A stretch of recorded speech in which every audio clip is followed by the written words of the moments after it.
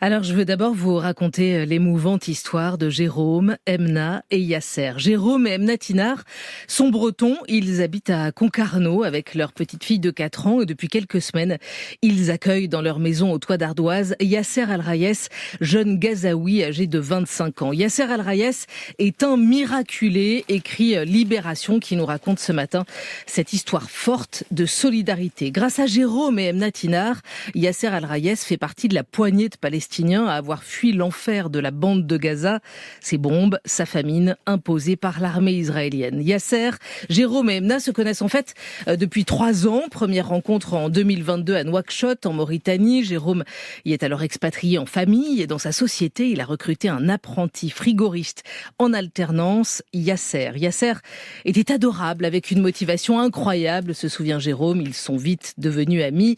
3 ans plus tard, Yasser vient de devenir le fils adoptif de Jérôme et Emna qui ont remué ciel et terre pour le sauver quand son immeuble s'est effondré sous les bombes à Gaza.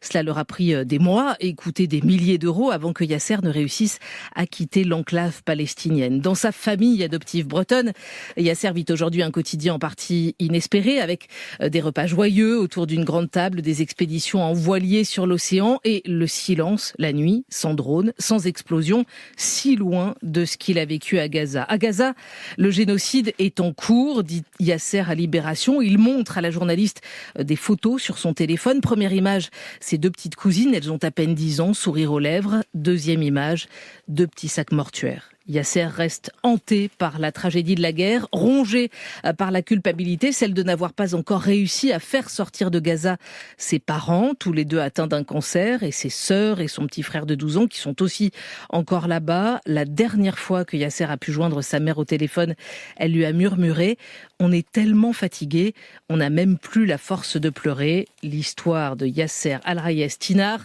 c'est à lire ce matin dans Libération et dans Le Monde.